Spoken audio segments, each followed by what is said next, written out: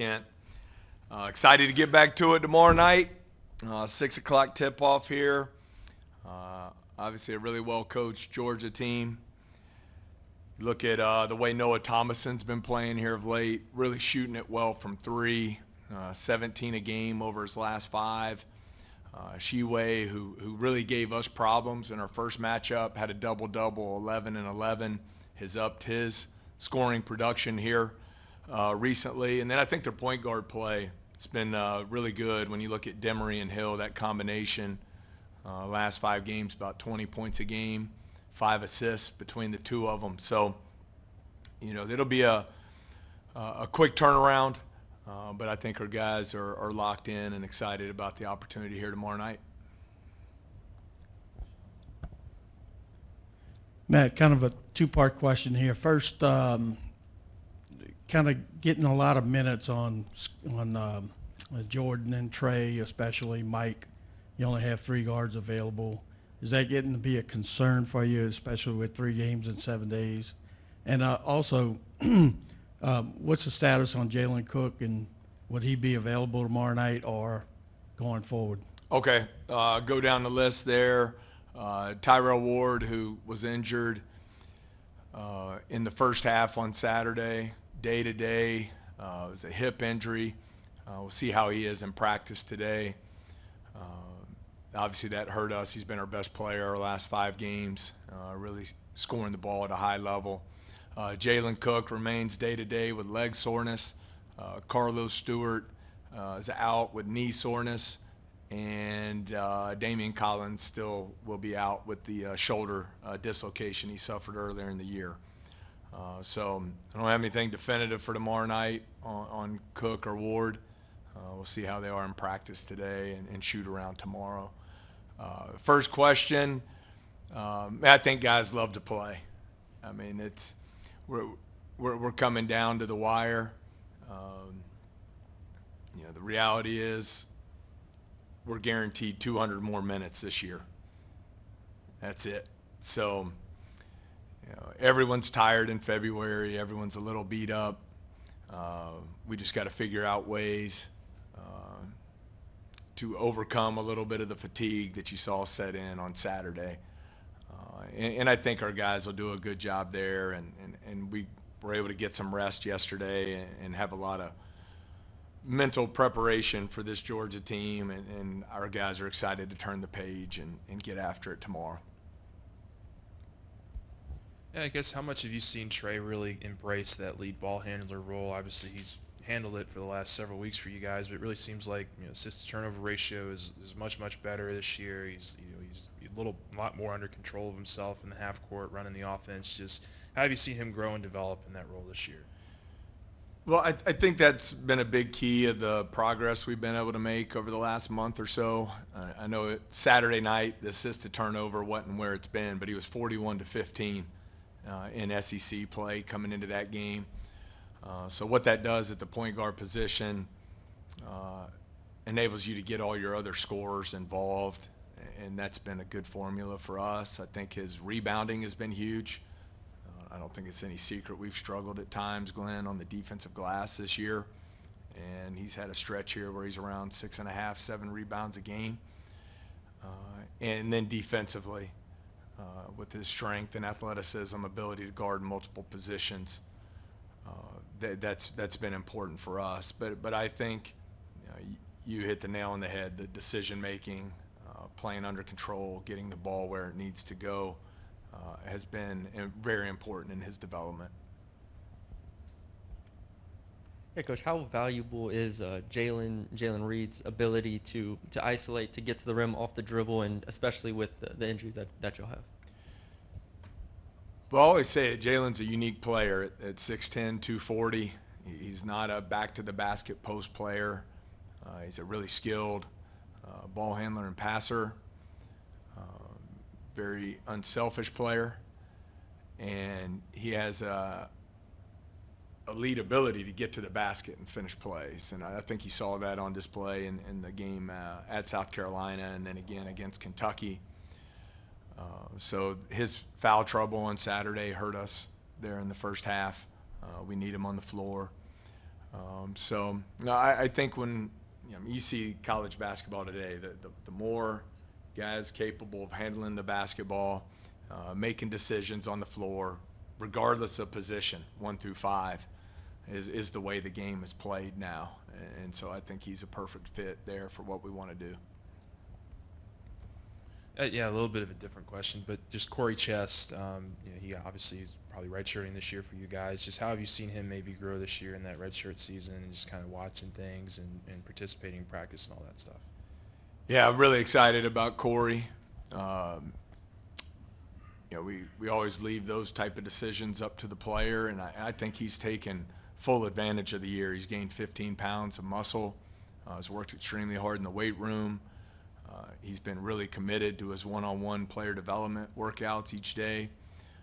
And then in practice, probably gets a little frustrating this time of year because the practices aren't as long, not as many reps. But when he's on the floor, plays with unbelievable energy and motor, and has done a nice job. I think sometimes players will take the redshirt year and waste it. He has certainly taken full advantage of it. You have been doing a better job with the assist to turnover ratio, and the other night only 4 assists. What was it the other night? I know you said obviously they took away some of the passing lanes and stuff like that, but what was the biggest problem the other night?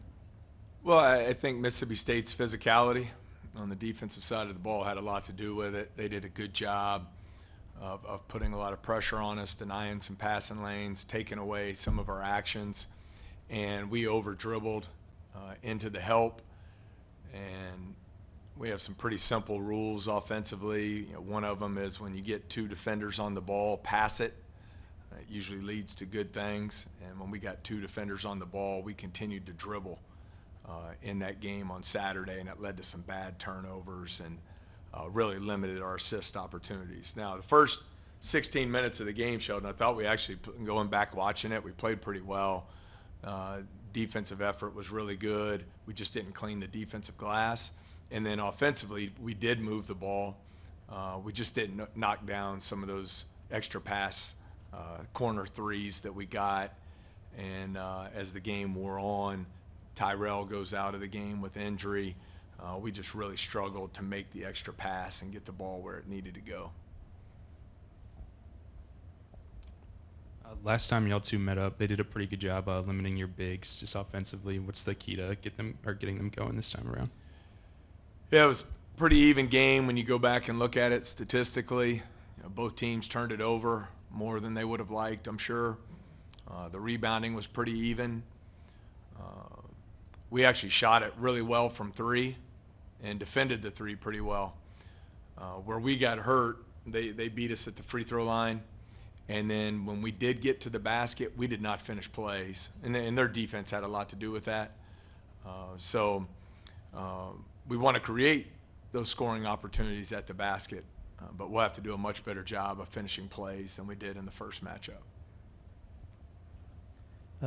Coach, that first game, the final play, it seems like you couldn't have done anything better except the ball right rimmed out on the final shot there. Is that one of those things where, once again, they could have said, well, it's not meant for us and give up, but they've continued to fight through things like that when it appeared things weren't on their side?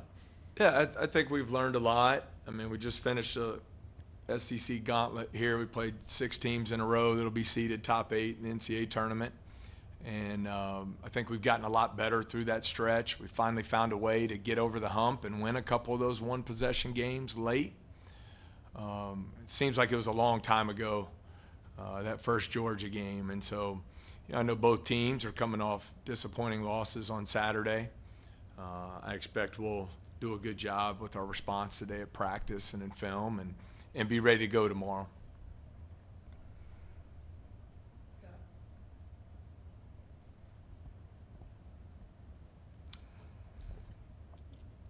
You may disagree with this, and it seems like the college game is more volatile. Everyone seems to get blown out once in a while. They'll have a game that doesn't go their way. Is it easier to kind of brush those off and not think, well, that's a trend? Just say that's maybe more of an anomaly. And look to the things that you've been doing well lately that led up to a game like the Mississippi State game. Because like I said, it seems like everyone just has a night sometimes when things just kind of go get out of hand. Scott, I think that's the key. I mean, you see it all, as you said, across college basketball. I mean, look at Kentucky's response after their loss here on Wednesday. They come home and put up 120 points. So I think it just comes down to how you respond. There are some things we can learn from Saturday's game, but I thought Mississippi State was terrific. Sitting around dwelling on it and being upset isn't going to help us. We got to turn the page, just kind of move on from that game, and start our prep for Georgia. And I think our guys did a good job of that yesterday. We did not play, especially in the second half, the way we would have liked to. But at this point, we got to flush it and move on to the next one. And I think our guys have shown that resiliency all season long, after good wins, after heartbreaking losses. And we'll certainly be tested to do that again going into tomorrow night's game.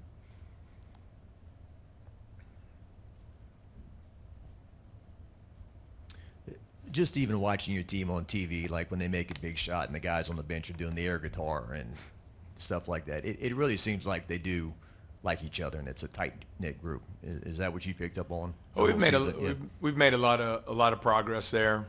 I think that's really important, especially when you're in this new era, blending so many new players together, that you celebrate each other's success, that everyone's all in, kind of sharing the same mission. And I think sometimes in sports today, you get this false notion that winning is most important thing to everybody. It might not always be the case. So you're trying to create a culture where it's all about winning, and it's all about the success of the team. And then all the individual honors and accolades and opportunities will soon follow thereafter. And so I think we've got multiple guys who have done a great job contributing to the energy on the bench during the games, the energy in practice, the things that I think are really important that eventually lead to winning as you build a program. Anything else? Scott. You've probably said this before, but are you one who looks at the net rankings every day or this or that, especially with the new NIT rules this year that the top two teams that are not in the NCAA tournament would get in? I mean, is that something that you fret over every day, or you got plenty on your plate? You're not worried about all that stuff? No, I try not to. Each week, especially as we get here late in the season, really try to set the big picture for the players, and that takes about 2 minutes, and then we immediately turn all our attention to what's most important, which for us is finding a way to win tomorrow night against Georgia. But I do think it's important that players know where they stand. Like Saturday night, I mean, we were playing for opportunity to get into the top half of the SEC standings. I mean, it's progress for us. It's not where we want to be yet, but that's progress. And so now, didn't go the way we wanted. Now we got to get in here and find a way to respond. We only have 2 opportunities here at the PMAC the rest of the year. So I think when you start looking at things like that, it drives urgency to the forefront for your players. We obviously want to finish the season really strong going into the SEC tournament. And overall, though, I think it's important that our players, our coaches, everyone just gets locked in and focused on doing what we have to do to perform at our very best tomorrow. And that needs to be the extent of our short-term focus for sure.